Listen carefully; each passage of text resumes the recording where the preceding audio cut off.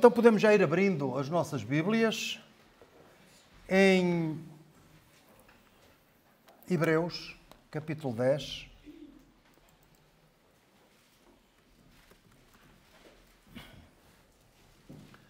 E vamos então ler.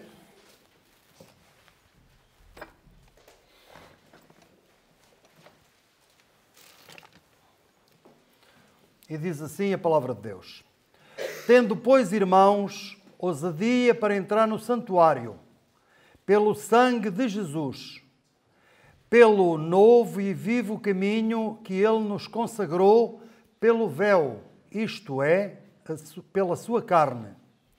E tendo um grande sumo sacerdote, ou melhor, um grande sacerdote, sobre a casa de Deus, cheguemo-nos com verdadeiro coração, em inteira certeza de fé, tendo os corações purificados da má consciência e o corpo lavado com água limpa. Retenhamos firmes a confissão da nossa esperança, porque fiel é o que prometeu. E consideremo-nos uns aos outros para nos estimularmos ao amor e às boas obras, não deixando a nossa congregação, como é costume de alguns, antes admoestando-nos uns aos outros, e tanto mais quanto vedes que se vai aproximando aquele dia. Então esta é a leitura da palavra de Deus, que nós vamos, pela sua graça, considerar nesta manhã. Todos nós já ouvimos falar no mundo desportivo, já ouvimos falar dos adeptos e dos sócios. Há diferença ou não entre um adepto e um sócio? Qual é a diferença? A grande diferença. E a grande diferença é o compromisso. Não será? Acho que concordam comigo. Um adepto é aquele que, de alguma forma, gosta de assistir aos jogos, gosta daquele clube, mas não está na disposição de perder muito mais tempo com isso, de ir às Assembleias Gerais, de pagar cotas, etc. Não é? Não tem um empenhamento, não tem um compromisso. É como na política, os partidos políticos. Há os militantes e há os simpatizantes. Será que um simpatizante está disposto a dar a sua vida pelo partido? Eu acho que não. Mas talvez um militante, se for daqueles militantes mesmo fanáticos, é capaz de o fazer.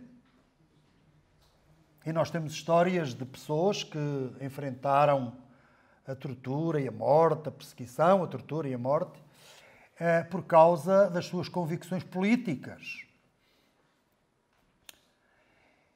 Também no cristianismo, também no que diz respeito à fé, nós podemos ter uma atitude empenhada, nós podemos ser militantes, porque Paulo usa na palavra de Deus exatamente esta militância,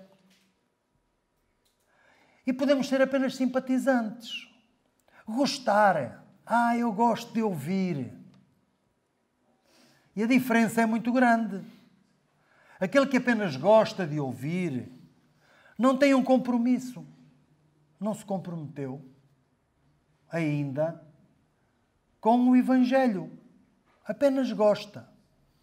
Agora, não está disposto a abdicar da sua vida, dos seus interesses, do seu tempo,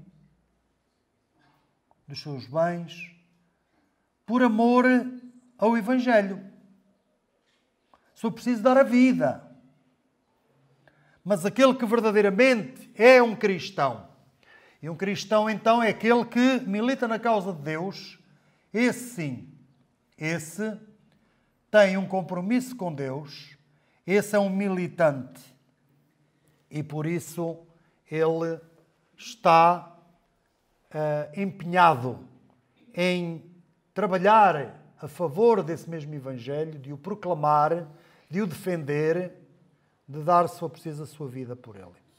O que nós vamos falar hoje nestes versículos eu dei-lhe um título, podia ser outro, mas é perseverança proativa. E eu vou dividir em 3 partes os nossos pensamentos. Temos a base, ou as bases da nossa confiança. Temos depois, um segundo ponto, a proatividade espiritual, interação com Deus. E teremos uma terceira parte, que é a conduta prática, a interação com os irmãos. E vamos então começar a desenvolver este tema. E o apóstolo disse que nós temos ousadia para entrar no santuário. Temos ousadia. A base da nossa confiança está neste facto de nós termos esta possibilidade. A possibilidade de nós acedermos. Portanto, nós temos acesso. Nós estamos qualificados para... Não que nós tenhamos qualificações em nós mesmos, mas foram-nos dadas estas qualificações. Isto foi-nos dado. Nós temos ousadia, não é por orgulho humano, por nos considerarmos superiores aos outros. O crente não é superior a ninguém. O Senhor Jesus disse que aquele que quer ser o maior deve tornar-se o menor, deve ser o servo de todos, para que assim, humilhando-se, seja exaltado por Deus. E por isso o crente não se considera ou não deve considerar-se superior a ninguém. E não tem em si qualquer poder. Isto não é do crente, não é do cristão. Esta ousadia não é arrogância. Esta ousadia é algo que lhe é facultado, que lhe é dado. É um caminho aberto. E, portanto, ele, perante uma porta aberta, tem confiança e entra. Não duvida e entra.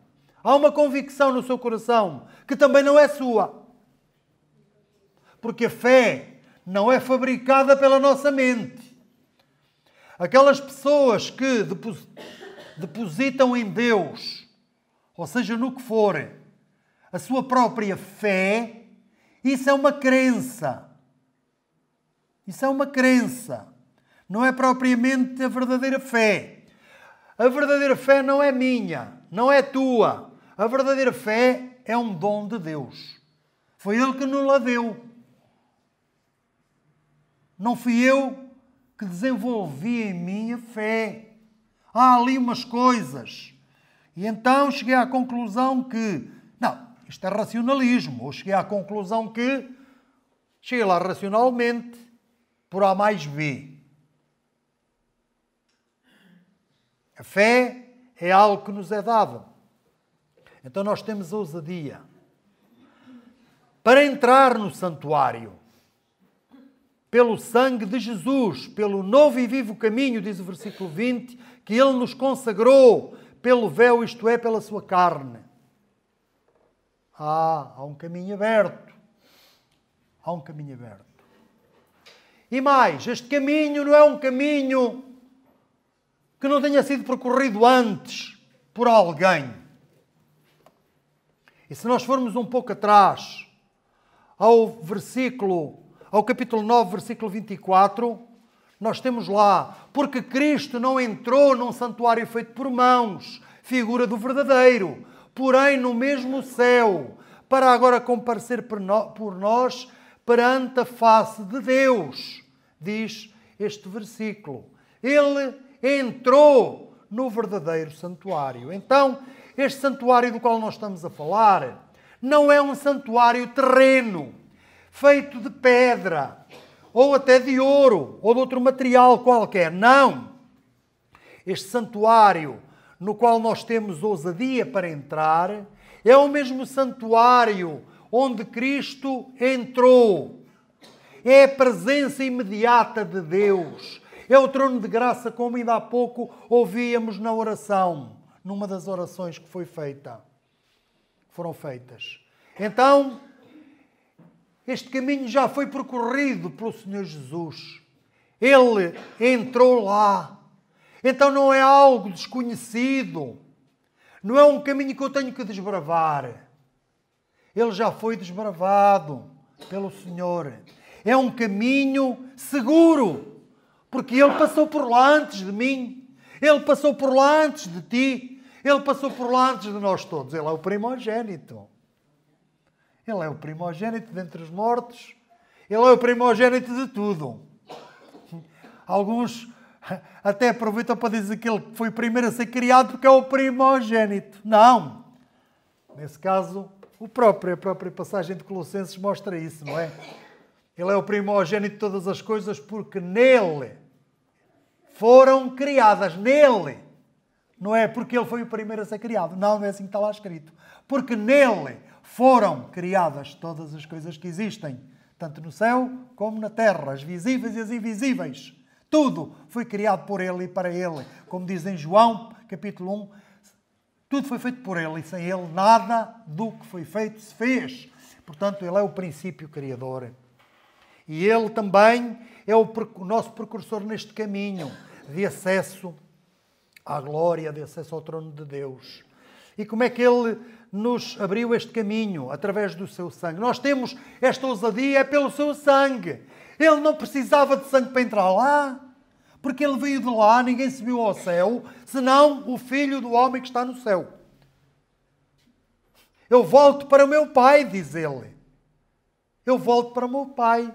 Agora estou convosco, mas eu volto para o meu Pai. Pai, glorifica-me agora com aquela glória que eu tinha contigo antes que o mundo existisse. O Senhor Jesus tem acesso ao céu, entra e sai quando quer, não é? Se quisesse podia vir cá agora, fisicamente. Não é esse o propósito, senão ele vinha, não é? Não é esse o propósito. Agora, nós é que temos este acesso facultado pelo seu sacrifício, pelo seu sangue. Pois é. Nem tu nem eu, ninguém tem acesso a Deus, a não ser através do sangue de Cristo. É impossível. É impossível. Podemos fazer longas e demoradas orações. Podem ser veementes, palavras veementes. Podem ser palavras inflamadas. Podem ser palavras acompanhadas de soluços e de choro. Podem ser palavras muito amargas de um coração triste, de um coração com remorso. Olhem, o remorso de Judas não salvou, não lhe deu a salvação. Ele chorou amargamente, mas o resultado foi a perdição eterna.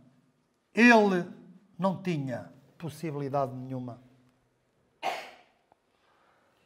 É através do sangue de Jesus que nós temos este acesso, esta abertura do caminho para entrarmos no santuário, o verdadeiro, não feito por mãos de homens, mas o verdadeiro santuário no céu. Foi ali que o Senhor Jesus se ofereceu ao Pai. Foi ali que Ele apresentou o seu sacrifício. Foi na presença de Deus. Materialmente foi na terra. Foi lá sobre aquele monte. No Monte da Caveira. Mas Foi no céu que ele se ofereceu a Deus. Foi lá, no verdadeiro santuário, no Santo dos Santos. Ali é que é o verdadeiro Santo dos Santos.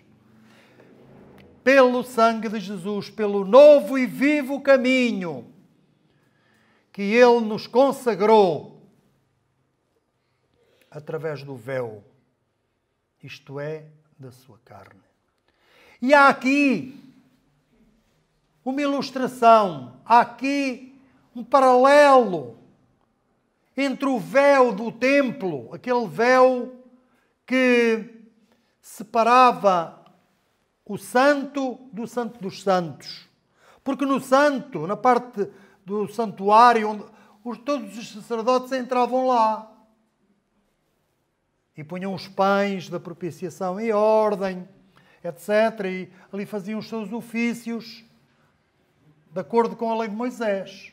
Mas do véu, que era um cortinado pesado e que ocupava toda a largura do santuário, para lá daquela cortina, para lá daquele véu, ninguém podia entrar, nem mesmo os sacerdotes. Entrava lá o sumo sacerdote, uma vez por ano. E tinha que levar sangue. Sangue de um animal puro, sem mancha, sem qualquer defeito. Um animal perfeito. Porquê? Porque esse animal simbolizava o Filho de Deus, que é perfeito, sem mácula, sem pecado. É imaculado. Então era assim que ele lá entrava. Não é?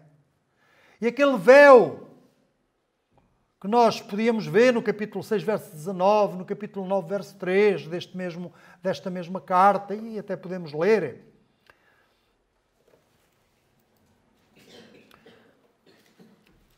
Diz assim, a qual temos, versículo 6, 19, a qual temos como âncora da alma, segura e firme, e que penetra até o interior do véu.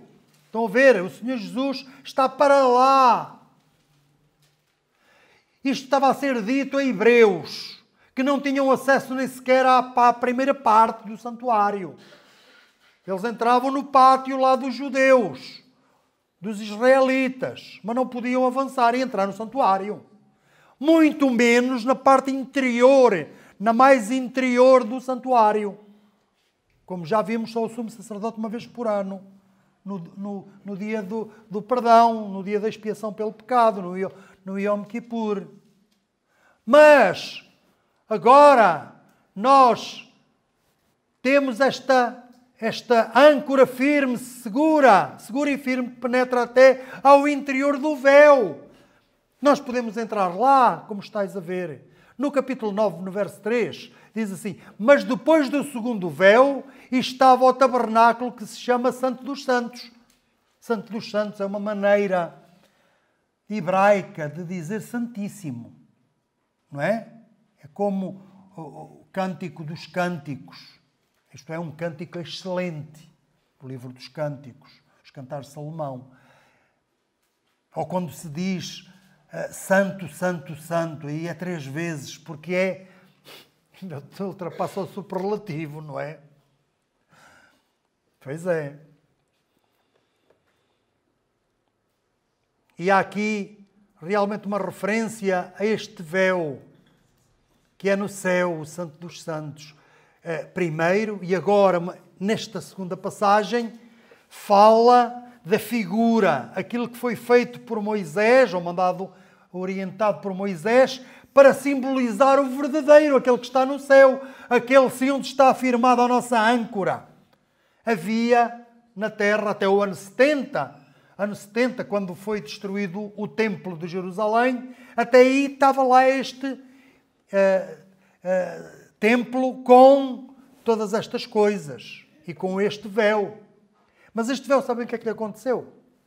Em Mateus 27, 51, diz o que é que aconteceu a este véu terrestre, lá no templo de Jerusalém.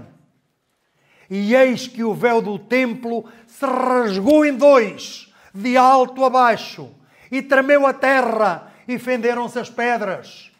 Abriram-se os sepulcros, etc, etc, etc.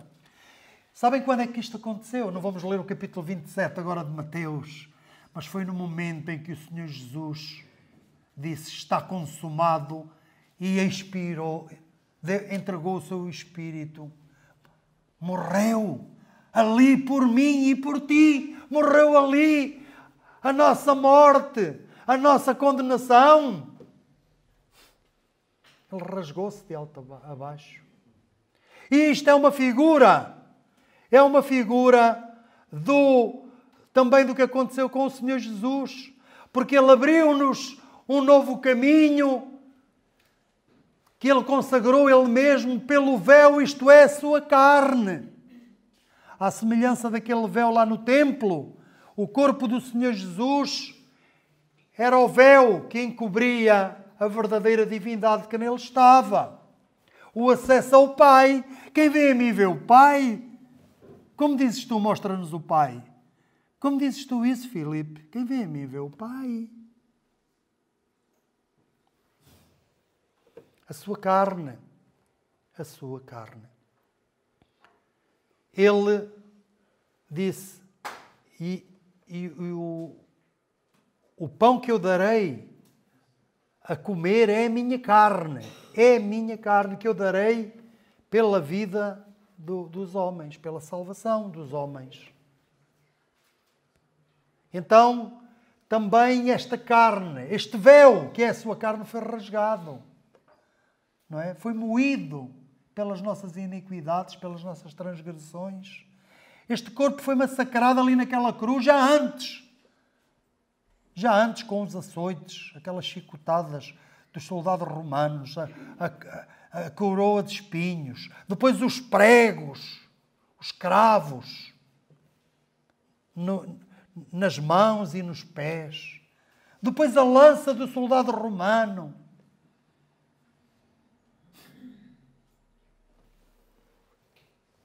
Vede,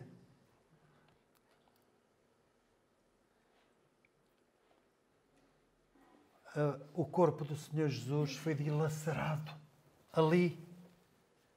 À semelhança do véu que se rasgou, também a sua carne foi rasgada para que o sangue pudesse jorrar e pudesse assim ser derramado e pudesse assim ser o sangue da expiação, o sangue da nossa salvação. E é com base nisto que nós temos confiança. Esta é a base da nossa confiança, reside aqui. Mas também reside, versículo 21, num outro facto, que é o Senhor Jesus ser o nosso grande sacerdote. O nosso grande sacerdote sobre a casa de Deus. No capítulo 4, verso 15, diz assim: porque não temos um sumo sacerdote que não possa compadecer-se das nossas fraquezas, mas um que, como nós, em tudo foi tentado, mas sem pecado. Cá está um Cordeiro Santo, imaculado, sem pecado. Ele em tudo foi tentado, como nós foi tentado, mas sem pecado. Ele não cedeu à tentação, ele não pecou. Não temos um sumo sacerdote que não possa compadecer-se das nossas fraquezas. Estás a ver? Por isso é que nós temos ousadia para entrar. Porque Ele teve misericórdia de nós. Ele não olhou para nós e não nos tratou de acordo com as nossas misérias, com as nossas fraquezas, com os nossos pecados, com a nossa ruindade, com a nossa maldade. Não foi assim que Ele nos tratou. Mas tratou-nos com misericórdia, Por isso Ele compadece de nós. Compadece de nós. E este sacerdote, grande sacerdote que nós temos, Ele é o Filho de Deus. Sem dúvida que Moisés foi fiel na casa de Deus, sobre a casa de Deus. Mas o Filho Ele não é o servo, é o filho.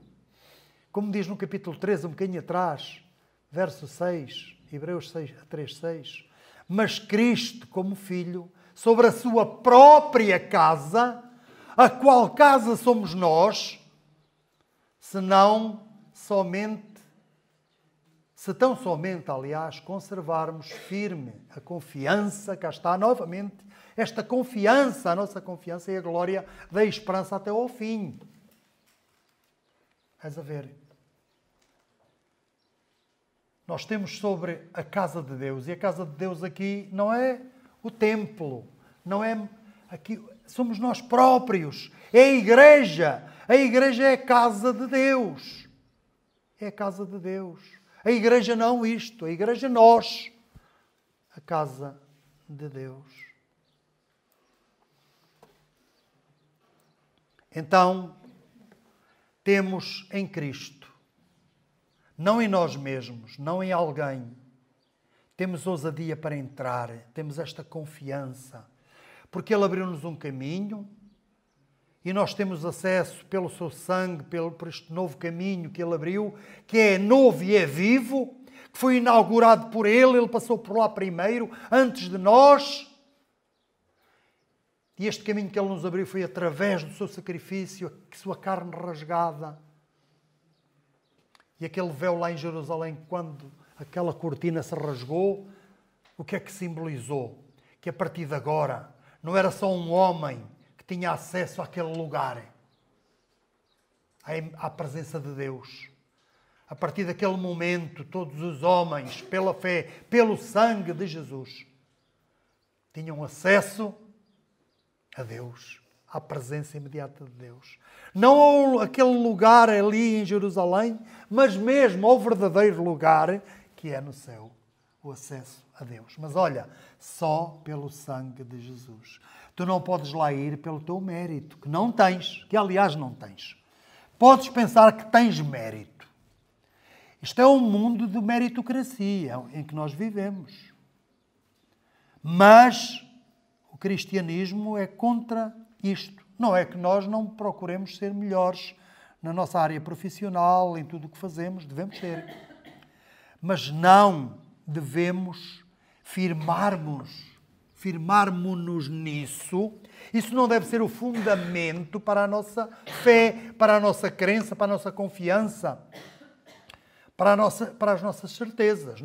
Isso não nos dá nada, nada. Nós somos pó. Pó. É o que nós somos, pó. Viemos do pó e vamos voltar para o pó. Agora, Cristo em nós, esperança de glória. Isso sim, Cristo em nós.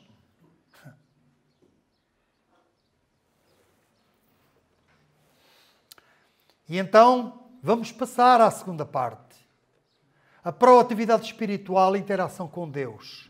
Agora os versículos 22 e 23. Então, esta proatividade leva-nos a fazer alguma coisa.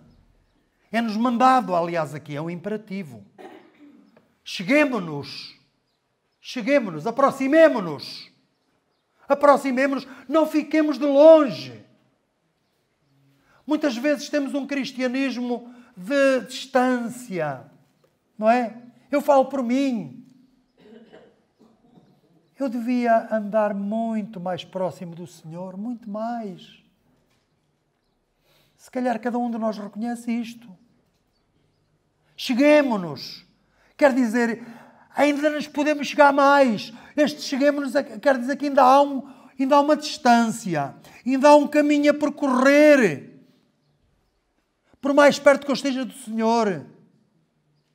Estão a ver? Por mais perto que eu esteja do Senhor, ainda falta eu andar isto. Estão a ver? E se eu andar metade, ainda me falta outra metade. E depois ainda me falta outra metade. Parece um paradoxo de Zenão, não é? A seta nunca chega ao alvo, porque ela percorre uma distância e ainda lhe falta mais metade daquela distância, e depois metade da distância que andou, e depois metade da distância que andou. E sempre nunca lá chega, mas chega. No limite chega lá. E é assim connosco, no limite nós vamos lá chegar. Quando? naquele dia. Aquele dia é o limite. Naquele dia não podemos aproximar-nos mais. É onde estivermos. É onde nós estivermos. Caminhemos, cresçamos até lá. Cresçamos até lá. Temos que crescer até lá. Porque depois não há oportunidade para crescermos mais. E se alguém aqui está sem Cristo ainda, não espere por chegar lá. É demasiado tarde. Aos homens está ordenado morrerem uma vez, diz esta mesma carta. Aos homens está ordenado morrerem uma vez, vindo depois disso o juízo. Depois da morte só há uma coisa, é o julgamento. Tens o julgamento, não tens mais nada. Não há oportunidade. Não há oportunidade nenhuma mais. Então cheguemo-nos. Como é que nos devemos chegar?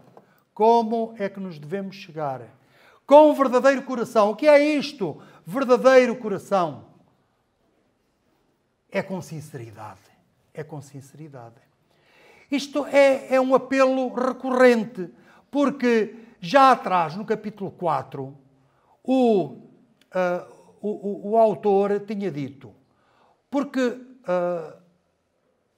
mas aqui, cheguemo-nos, pois, com confiança, 4,16, cheguemo-nos, pois, com confiança ao trono de graça, ao trono da graça, para que possamos alcançar misericórdia e achar graça, a fim de sermos ajudados em tempo oportuno. Cheguemo-nos, devemos chegar-nos, aproximar-nos cada vez mais do Senhor.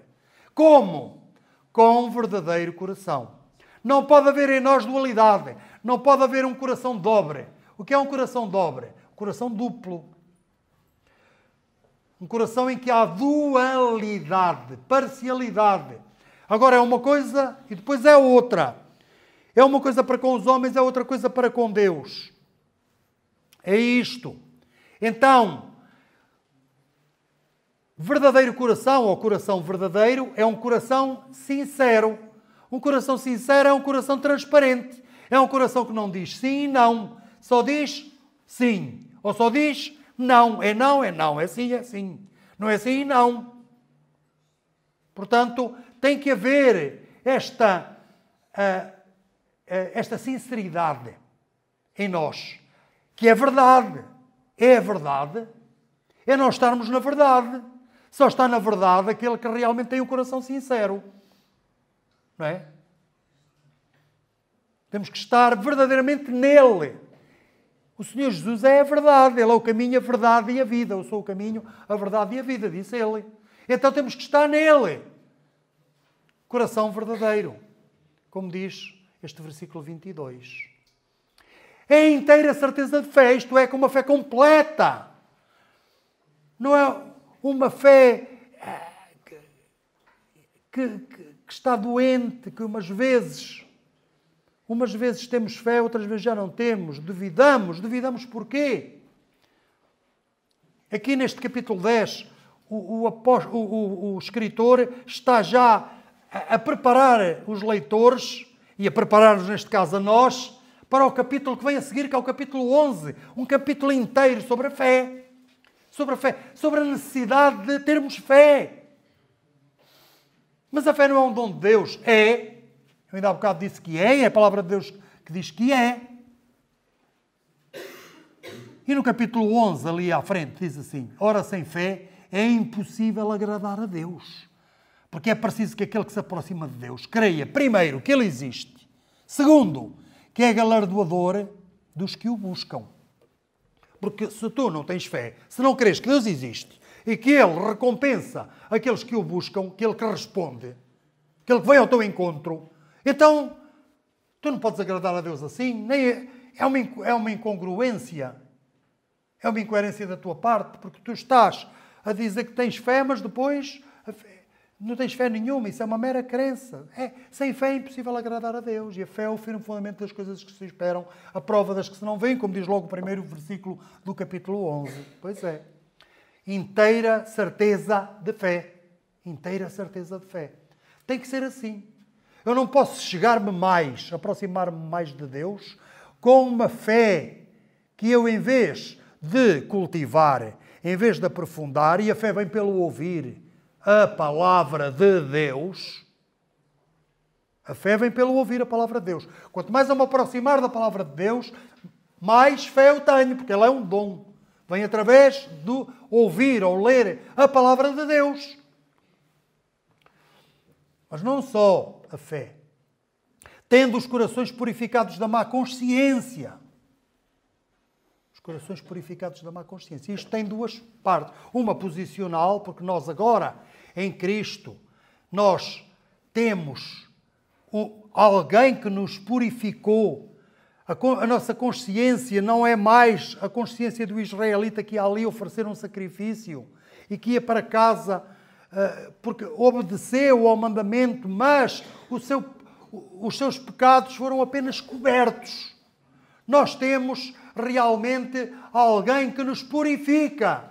Aqui no capítulo 9, um bocadinho atrás, capítulo 9, versos 13 e 14, diz assim: porque se o sangue dos touros e bodes e a cinza de uma novilha esparzida sobre os imundos os santifica quanto à purificação da carne, quanto mais o sangue de Cristo, que pelo Espírito Eterno se ofereceu a si mesmo, imaculado a Deus, purificará as vossas consciências das obras mortas, aquelas obras que são feitas na carne, para servirdes ao Deus vivo. Quanto mais? Então, se a cinza de uma novilha, o sangue de bodes e de touros, etc. Então, quanto mais o sangue de Cristo. Estão a ver, irmãos? Estamos purificados, somos purificados. Claro que aqui há uma parte que nós temos que fazer. É se realmente estamos manchados. Se temos os nossos pés sujos do caminho, do nosso caminhar. Então temos que fazer aquilo que o Senhor disse a Pedro. Tens que lavar os teus pés, senão não tens parte comigo. Se confessarmos os nossos pecados. Ele é fiel e justo para nos perdoar os pecados e nos purificar de toda a injustiça. Isto não é dito a descrentes, isto é dito a crentes. Os crentes têm que confessar os seus pecados. O descrente, se quer ser salvo, tem que confessar os seus pecados. Tem que se chegar a Deus e orar no sentido de lhe pedir perdão dos seus pecados e receber a salvação que Ele tem para dar em Cristo Jesus, que Ele realizou através do seu sangue. Mas nós também temos que confessar os nossos pecados a Deus, porque nós continuamos a ser pecadores. Não deixamos de ser pecadores. Se alguém disser que não tem pecado, engana-se a si mesmo e faz de Deus mentiroso. A verdade não está nele. Aquela verdade de que falámos ainda há momentos. Pois é. A má consciência pode ser purificada. É o sangue de Cristo. Um cordeiro imaculado, incontaminado, como diz Pedro também. E que nós lemos agora. E o corpo lavado com água limpa. É a lavagem pela palavra, não é? Se nós fôssemos a Efésios 5:26, Cristo ofereceu-se assim, amou a igreja de tal maneira que se ofereceu a si mesmo por ela. Não é? Para apresentar a si mesmo pura, pela lavagem da água, pela palavra. A lavagem, vê daí, 5:26, Efésios 5:26, pela lavagem da água, pela palavra, a palavra de Deus. Claro que isto é ilustrado, é apresentado de forma simbólica no batismo. Nós não vamos agora lá, Romanos 6, 3 e 4, que diz que nós fomos sepultados com Cristo na semelhança da sua morte. Se isto aconteceu, também o seremos na semelhança da sua ressurreição. Isto é, morremos para uma vida velha, uma vida antiga, passada de pecado, para ressuscitarmos para andarmos em novidade de vida, para uma vida nova em Cristo, não é? E Pedro também fala disso quando fala de Noé, no capítulo 3 da primeira carta, e fala de Noé através da água, do dilúvio, não é? Salvar aquelas 8 almas que se salvaram e que depois, verdadeira figura, diz ele, nos salve, batismo, tal. Não é o batismo que salva, o batismo é a figura, o batismo é o simbolismo. A palavra de Deus é água purificadora. Santifica-os na verdade, a tua palavra é a verdade. E nós temos necessidade desta purificação, o corpo lavado com água limpa. Nós não vamos ver estas passagens, não podemos ir ver, senão nós íamos a Levítico ver que o sumo sacerdote, antes de fazer alguma coisa lá no tabernáculo ou no santuário, depois no templo em Jerusalém, ele tinha que se lavar muito bem e vestir as vestes santas. E diz lá quais são. Quem quiser ver depois, Levítico 16:4 pode ver isso. Agora já a nossa hora começa a avançar muito e nós não podemos estar a ler tudo. Eu tenho aqui, mas não vamos ler.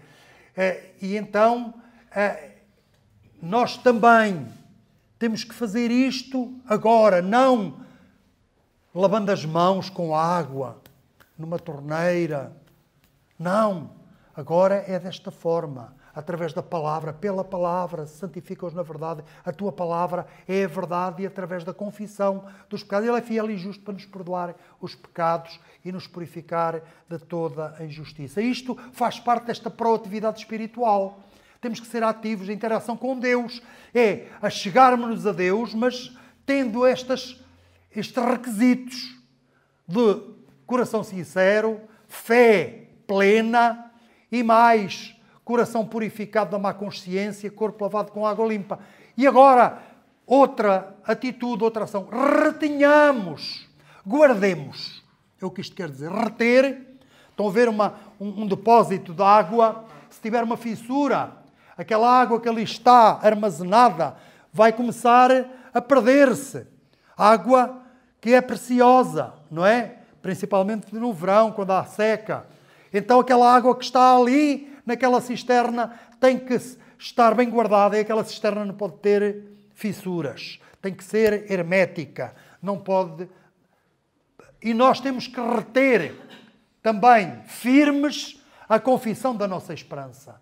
Não podemos ser pessoas que um dia confiam, outro dia já não confiam. Um dia tem esperança, amanhã, não sei, ninguém sabe. Eu tinha muita esperança, mas tenho perdido a esperança, já nem tenho esperança. Não pode ser assim. Temos que reter. Cheguemos-nos a Deus e depois retenhamos. É uma atitude de firmeza. Retenhamos firmes. Isto é, sem vacilar. Sem vacilar.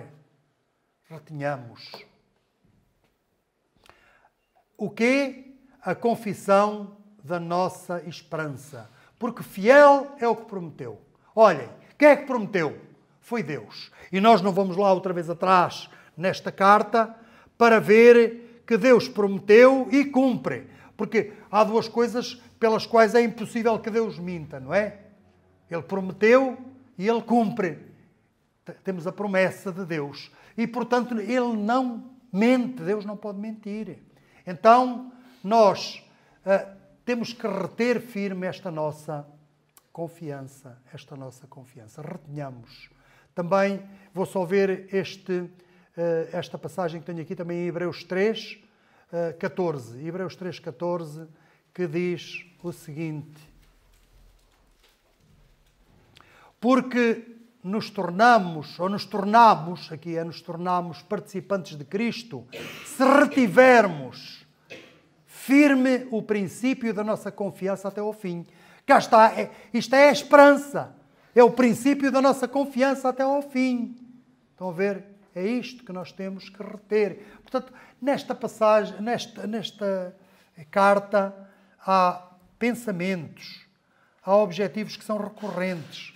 O autor volta a eles repetidamente. E a terceira e última parte. Conduta prática, interação com os irmãos. Versículos 24 e 25. E consideremo-nos uns aos outros para nos estimularmos ao amor e às boas obras. Olha, para nos estimularmos ao amor, já viram que o escritor tem aqui a fé, a esperança e o amor. Estão a ver? Lembra aquilo que está escrito no capítulo 13 de Coríntios, não é? Aquele grande capítulo capítulo 13, que fala do amor e que fala 3 coisas que permanecem, que ficam. A fé, a esperança e a caridade ou o amor. Aqui também estão. Então consideremos-nos uns aos outros. O considerarmos uns aos outros é termos estima, é termos consideração, é preocuparmos-nos com eles, é acharmos que vale a pena ajudarmos-nos mutuamente. É isto. Para quê? Para nos estimularmos ao amor e às boas obras. Para nos amarmos uns aos outros. E esta é uma característica fundamental. Se nós deixarmos de nos amar, o mundo vai cair na descrença. Porque nisto todos conhecerão que sois meus discípulos, se vos amardes uns aos outros. O que é que diz acerca do fim do mundo? Dos tempos do fim. Não é do fim do mundo em si, é dos tempos próximos do fim. E por se multiplicar a iniquidade, isto é profético, e por se multiplicar a iniquidade, o amor de muitos esfriará. O amor de muitos arrefecerá. É por isso que hoje há pouco amor, tanto no mundo e até mesmo na igreja. Não há o amor que havia. Vai esfriando. Porquê? Porque o mal, a maldade, a iniquidade têm tomado conta deste mundo. E então o amor já não é como era e não é como devia ser, como o Senhor quer que seja. E também a conduta, as boas obras, que não salvam ninguém. Não estamos aqui a apelar a que façam boas obras para vos salvardes. Não! As boas obras têm que ser a vossa credencial, a prova, o vosso diploma em como sois filhos de Deus. Passaste no exame, tens um diploma, não tens? E tu, és crente, onde é que está o diploma? O diploma é aquilo que tu fazes. Soem as vossas obras mais alto que as vossas palavras. Nisto é que se vê se realmente nós fazemos ou não fazemos. Uma árvore má não pode dar bom fruto. Nem uma árvore boa pode dar mau fruto. Pelo fruto se conhece a árvore. Então é através das obras que o mundo pode ver alguma coisa. Então temos que nos estimularmos ao amor e às boas obras. E depois, não deixando a nossa congregação, como é costume de alguns, eles estavam a passar, já tinham passado e continuavam ainda, mas eles tinham tido uma grande perseguição. Talvez este seja um dos motivos para alguns não se reunirem, terem medo de se reunirem, estarem mais isolados. Se bem que ele diz, como é costume de alguns, pode também levar-nos a pensar que havia deles que mesmo sem a perseguição, não era tanto por causa da perseguição, mas era já um hábito, como é costume, era um hábito, como é costume de alguns, tinha-se tornado um hábito nas suas vidas, não se reunirem, não irem aos cultos com os outros irmãos. É ali, é aqui, na reunião, no fim da reunião, que nós temos a oportunidade de nos estimularmos ao amor e às boas obras. É aqui que nós podemos falar uns com os outros, sabermos dos problemas uns dos outros, etc. É aqui. É aqui. Se nós faltarmos, como é que nós vamos ser ajudados e como é que vamos ajudar os outros? Não é? Aqui nós temos o quê? Consideremos-nos uns aos outros para nos estimularmos ao amor e às boas obras. Isto é a nossa comissão. Isto é, todos nós temos um ministério. Não há um crente que não tenha um ministério. Isto é dito a todos. Isto é dito aos pastores deles, dos hebreus. Não, isto é dito a todos. Tu e eu, cada um, desde a criança até o mais velho, aqueles que já são do Senhor, têm um ministério. E é um ministério de ajudar, de convencer, de instruir, de até repreender, etc. Uns aos outros. Isto é algo que nós temos como obrigação de uns para com os outros. De uns para com os outros. Não tinha aqui uma série de passagens que mostram que realmente, por exemplo, este culto dominical é algo que a Bíblia mostra, que era costume e que é um dever nosso fazer. Apocalipse 1:10, em que foi no primeiro dia da semana que João foi arrebatado e teve a visão. 1 Coríntios 16:2, no primeiro dia da semana, reunião-se para partir o pão. Atos 27, versículo 7. Também também fala. E, portanto, eu não estou a dizer, olha, vocês então venham ao domingo, não venham à terça nem à sexta. Não. Nós devemos reunir-nos sempre que é possível. Claro, se não pudermos, estamos a trabalhar, ou não podemos vir, não vimos. Não é por aí, ei, vai perder-se, não sei o quê. Não é isso. Não somos salvos pelas obras, mas é na reunião do corpo de Cristo que esse mesmo corpo se ajuda, se estimula e cresce junto. E admoestando-vos uns aos outros, tanto mais quanto vedes que se aproxima o dia. Pois o dia está cada vez mais próximo, irmãos. Está cada vez mais próximo. Por isso, aquele dia, que é o dia que eu citei há bocado, em que o Senhor virá, em que não se pode trabalhar mais, é aí.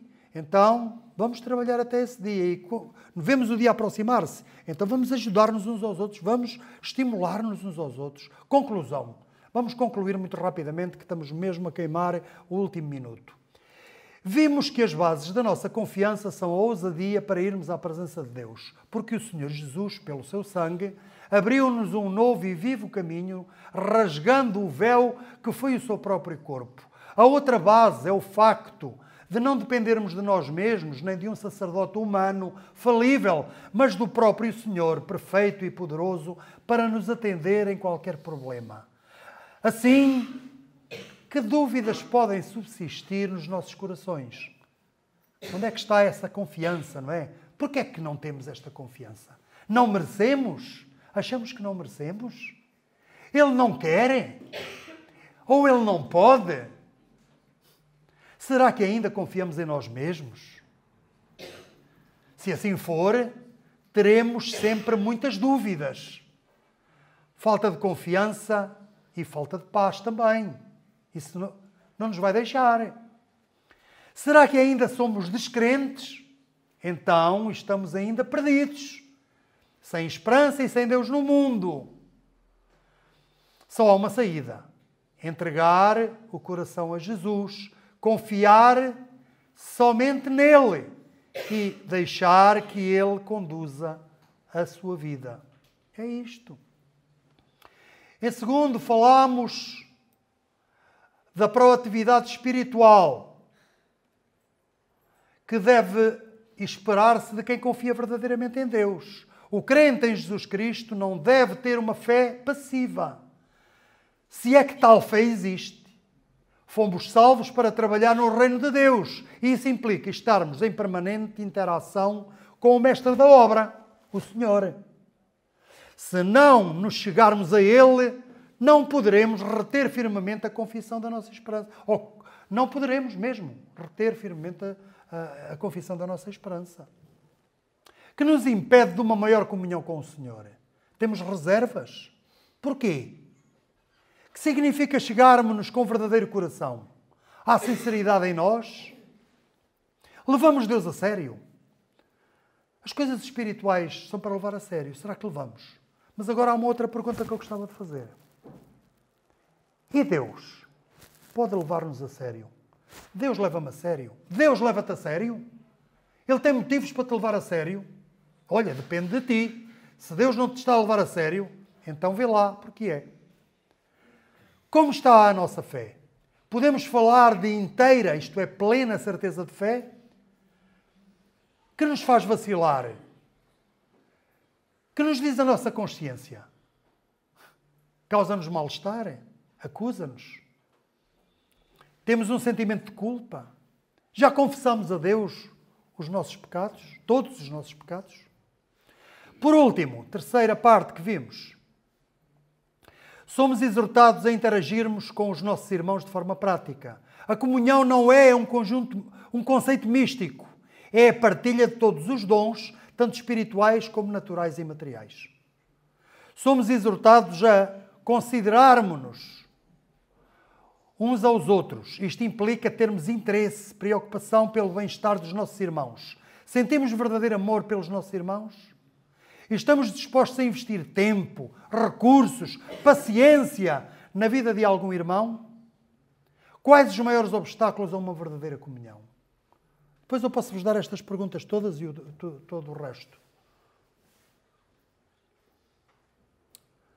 encorajar, aconselhar, exortar e repreender fazem parte da comunhão ou devemos evitar alguma delas para não estragarmos a comunhão?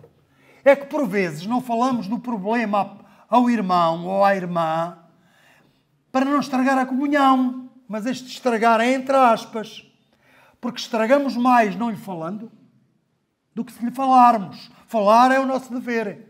Devemos exortar-nos uns aos outros. Está bem?